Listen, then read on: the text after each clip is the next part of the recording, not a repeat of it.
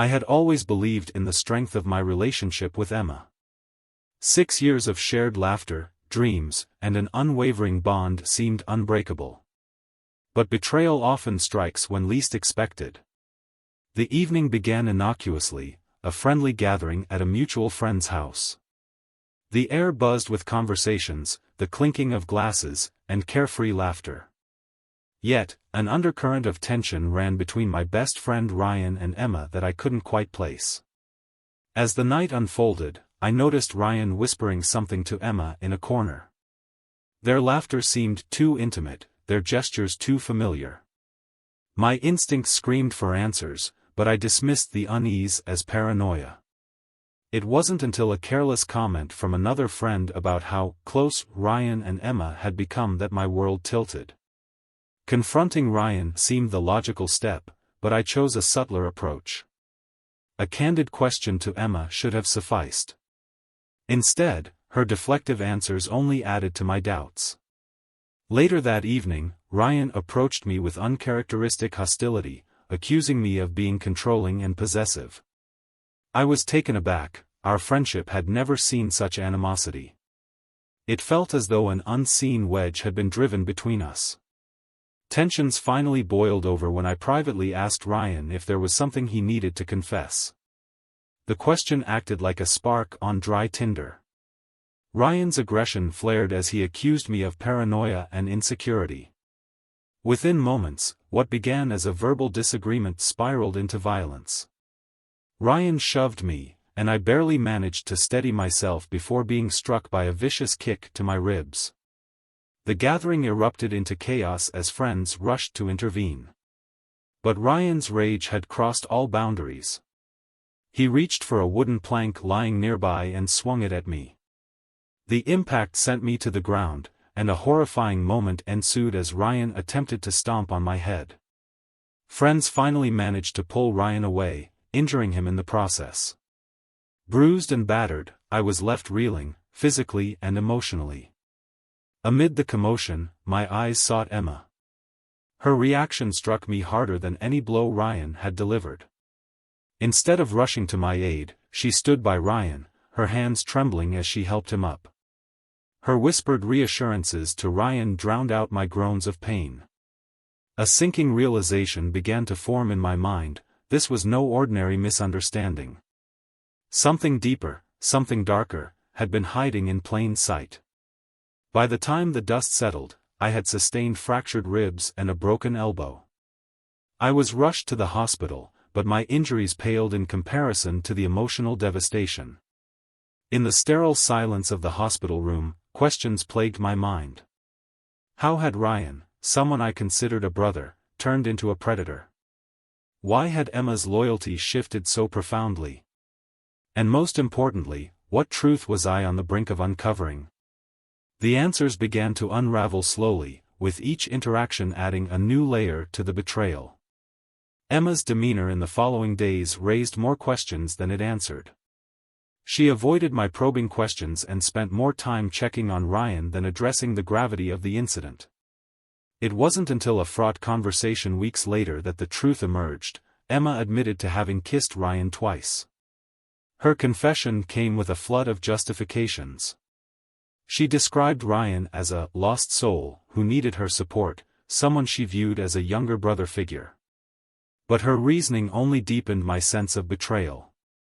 How could a bond built on love and trust unravel so easily? And why did Emma's actions feel more like a deliberate choice than a lapse in judgment? My friends rallied around me, offering support and insight. Megan, a mutual friend, revealed troubling details about Emma's tendency to prioritize Ryan's needs over our relationship. My mind raced with fragmented memories, piecing together moments I had previously dismissed. Emma's frequent messages to Ryan, her unexplained absences, and her defensive attitude now painted a chilling picture. The betrayal wasn't just Emma's alone, it extended to Ryan, a man I had trusted implicitly. The emotional toll of losing two significant relationships at once became almost unbearable. And yet, despite the overwhelming pain, my heart grappled with lingering feelings for Emma. Was her remorse genuine, or was it another layer of manipulation? I knew that the road ahead would be fraught with tough decisions, but clarity still felt miles away. The days after the fight left me in turmoil. I couldn't shake the image of Emma standing by Ryan, her loyalty glaringly clear. She kept saying she regretted everything but still checked on him, claiming he needed her support. It felt like a slap every time she prioritized him over me.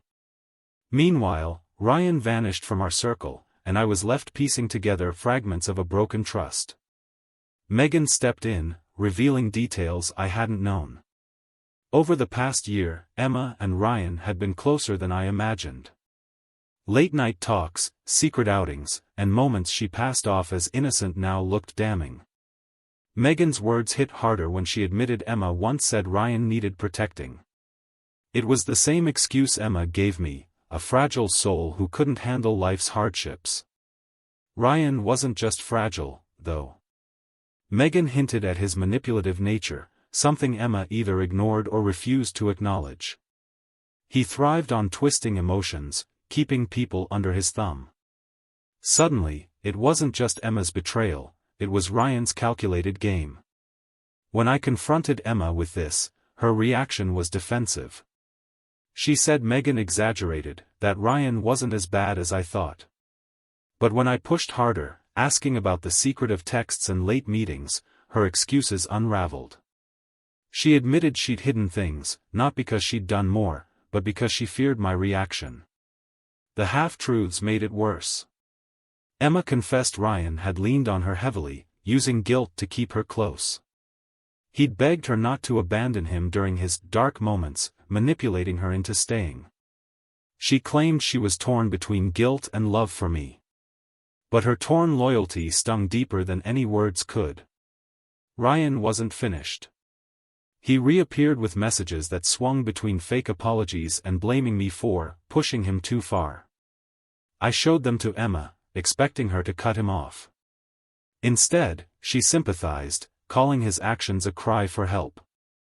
That sympathy felt like the final betrayal. I couldn't sleep that night, replaying everything, our relationship, her choices, and how far Ryan had dug into our lives. Emma's family tried to mediate, painting her as flawed but good-hearted. They said she struggled with self-worth, always putting others first, even at her own expense. Their words didn't erase what she'd done. Then Megan dropped another bomb. Ryan was spreading lies, telling friends I had sabotaged him and claiming Emma never loved me. The manipulation wasn't just personal, it was public. His lies lit a fire in me. Staying silent wasn't an option. I shared my side with mutual friends.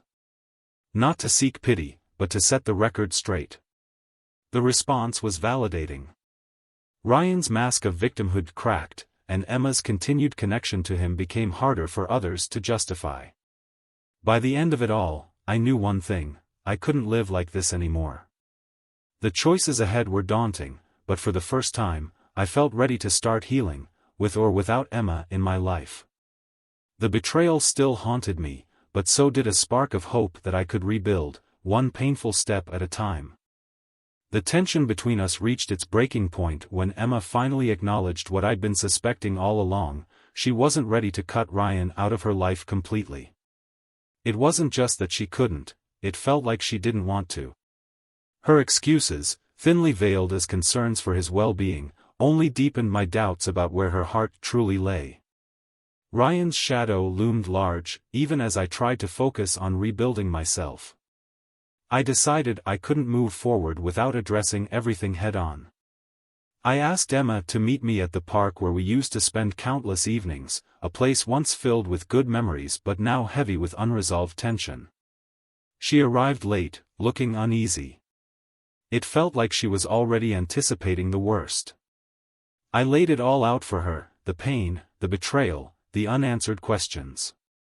Her reaction was a mix of tears and deflection, a chaotic attempt to justify her actions while pleading for my forgiveness.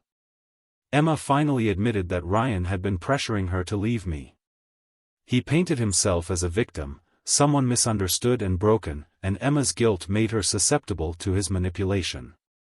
She said he had claimed that I didn't appreciate her, that I was too controlling, and that she deserved someone who truly valued her. Hearing these words from her, knowing they originated from Ryan, was like a fresh wound tearing open. I couldn't hold back my anger. How could she let someone like him poison what we had? How could she even entertain the idea that his twisted version of reality was more valid than ours? Her excuses no longer mattered. It became clear that she had chosen to prioritize Ryan over us, time and time again. But the biggest revelation came when Emma admitted she wasn't just comforting Ryan out of pity. She said that, for a brief moment, she had considered what life might be like with him. The thought alone was devastating. Even though she swore it didn't mean anything, the fact that she had entertained the idea was enough to shatter the remnants of trust I'd been holding onto. I told her I needed space, not the vague, temporary kind, but real separation. She seemed stunned, as though she had expected me to forgive her once more. Instead, I left her standing there, tears streaming down her face, while I walked away with a heavy but resolute heart. In the days that followed, I focused on cutting Ryan out completely. I blocked his number, deleted every trace of him from my life, and made it clear to our mutual friends that I wanted nothing to do with him. Surprisingly, several of them began sharing their own grievances about Ryan's manipulative behavior.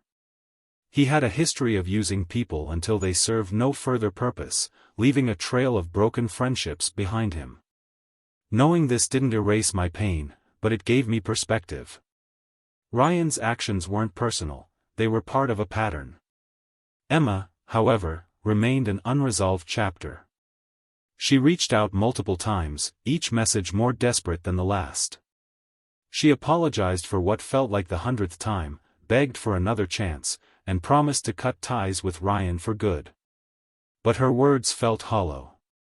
I had given her chances before, and every time, she had found a way to let me down. The final straw came when Megan shared something I hadn't known. During one of Ryan and Emma's private conversations, Ryan had hinted at having feelings for Emma that went beyond friendship. Emma hadn't shut him down immediately, instead, she had let him believe there was a chance. Megan had overheard this by accident and had been debating whether to tell me. Her guilt for not speaking up earlier was palpable, but I didn't blame her. The blame lay squarely on Emma and Ryan. Armed with this new information, I confronted Emma one last time. I needed to hear it from her, even though I already knew the answer. She admitted that Ryan had confessed his feelings and that she'd been too confused to respond decisively. She claimed she didn't want to hurt him, but in doing so, she had hurt me far worse. That was the moment I realized there was nothing left to salvage. Emma's inability to stand firm, to choose what was right over what was convenient, had destroyed everything we'd built together. I told her it was over, for good this time. Her tears and pleas didn't move me.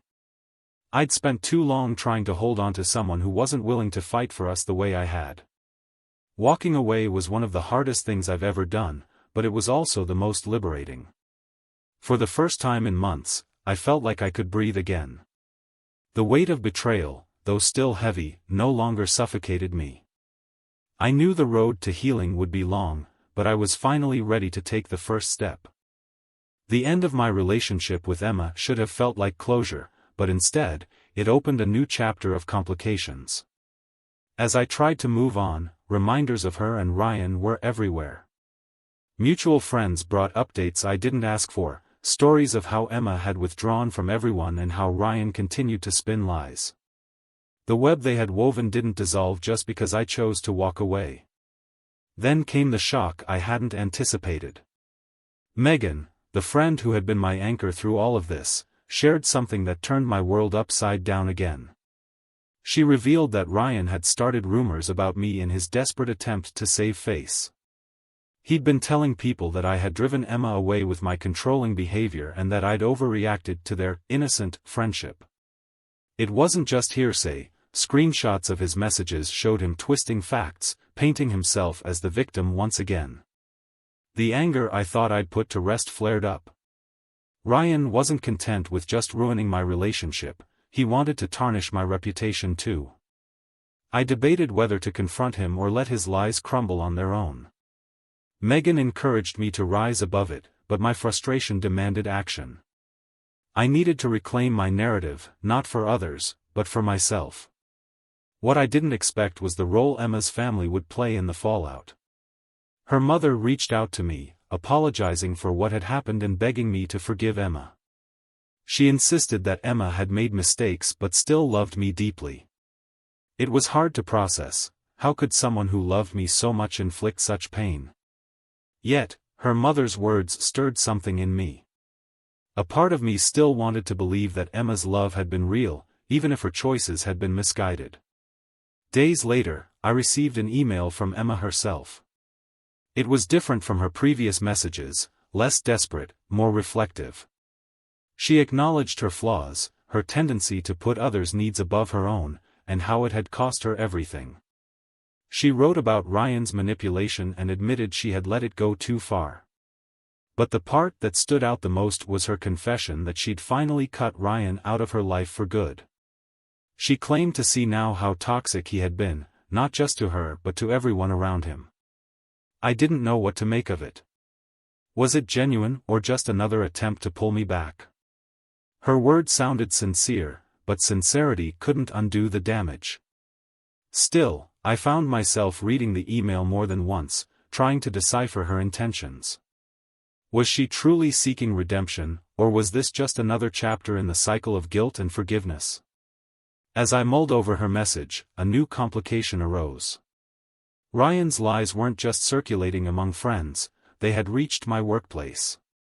A coworker pulled me aside one afternoon, hesitantly asking if the rumors were true. Hearing Ryan's name in a professional setting made my blood boil. He had crossed a line I couldn't ignore.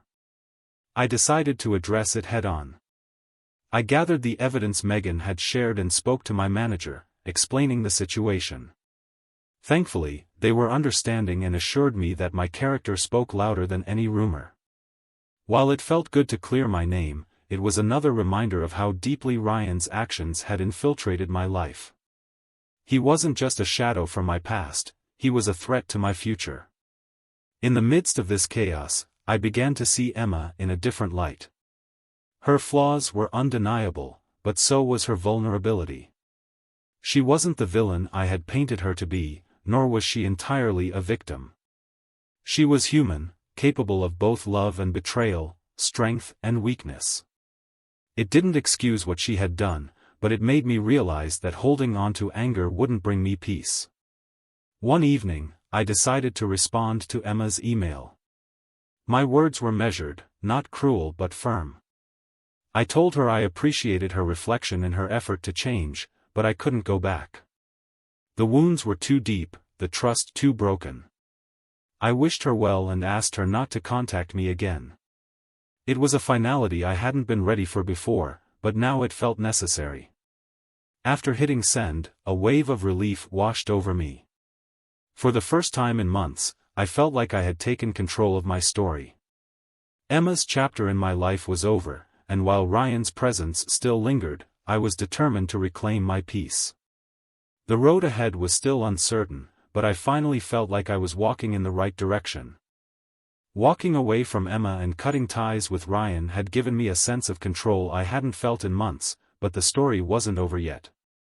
Just as I began to rebuild my life, a message arrived that threatened to unravel everything again. It was from Ryan's younger sister, Lauren.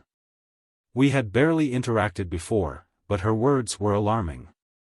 She claimed to have information about Ryan that I needed to hear.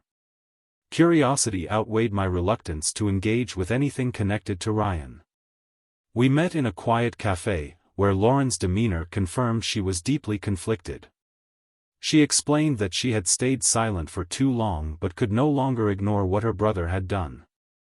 Ryan's manipulative behavior wasn't just a phase, it was a pattern that had left a trail of broken relationships and emotional wreckage.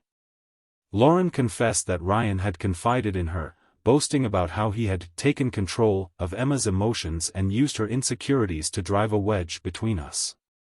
What she revealed next made my blood run cold. Ryan hadn't just manipulated Emma, he had actively tried to sabotage my career. The rumors he spread at my workplace were part of a calculated plan to isolate me and discredit me in every sphere of my life. Lauren showed me text messages that detailed his twisted sense of triumph, describing how he enjoyed watching me struggle. Seeing the proof in black and white was like a punch to the gut. It wasn't just betrayal, it was a deliberate attempt to destroy me. Lauren's honesty was a double-edged sword. On one hand, it gave me the closure I needed, confirming that Ryan was the true architect of this chaos. On the other hand, it reignited the anger I had been trying to let go of. I thanked her for her courage in coming forward, but the weight of her revelations lingered long after she left. The final piece of this puzzle came a week later, in the form of an unexpected apology. Emma showed up at my door, her face a mixture of regret and determination. She handed me a journal, saying it contained everything she hadn't been able to tell me. Before I could respond, she turned and walked away, leaving me alone with the book that would change everything. Inside, Emma had written about her relationship with Ryan in painstaking detail. She described how his charm had drawn her in, how his subtle manipulations had made her doubt herself and, eventually, us. She wrote about the guilt she felt every time she chose him over me, and how she had convinced herself she was helping a broken man when, in reality, she was enabling his cruelty. But the most shocking part of the journal wasn't about Ryan. It was about her realization that she had been complicit in her own downfall. Emma admitted that she had used Ryan's attention to fill a void she didn't want to confront. She had allowed herself to believe his lies because they masked her own fears of inadequacy. Her words weren't an attempt to absolve herself but to take responsibility for the choices she had made. Reading her words stirred a mix of emotions. Anger, pity, and a lingering sadness for what could have been. But there was also a sense of closure. Emma's journal was a mirror, reflecting not just her mistakes but also the strength it took for her to face them. It didn't change the past, but it made me realize that holding on to resentment would only tether me to pain. With this newfound clarity, I decided to take one final step. I reached out to Lauren and Megan, the two people who had been honest with me when it mattered most. Together, we devised a plan to expose Ryan's behavior. Using the evidence Lauren provided and the insights Megan had shared, we approached the people Ryan had manipulated. The goal wasn't revenge but truth. It was time for his pattern of deceit to end. The fallout was swift. Ryan's carefully constructed facade crumbled under the weight of the truth. Friends who had once believed his lies distanced themselves, and the professional connections he had tried to exploit turned against him. For the first time, Ryan was held accountable for the damage he had caused. As for me, I finally felt free. The betrayal that had consumed me no longer defined me. Emma's journal, Lauren's courage, and Megan's loyalty had given me the strength to move forward. The scars remained, but they no longer held me back. Instead, they reminded me of what I had survived and the lessons I had learned. In the end, the most unexpected twist was my own transformation. I had started this journey broken and angry, but I emerged stronger, wiser, and ready to embrace the life ahead of me. The people who truly cared for me, the ones who had stood by me through the storm, became my foundation. And with their support, I knew I could rebuild, not just my life, but my sense of trust and hope. Looking back, I realized that betrayal, as painful as it was, had also been a catalyst for growth.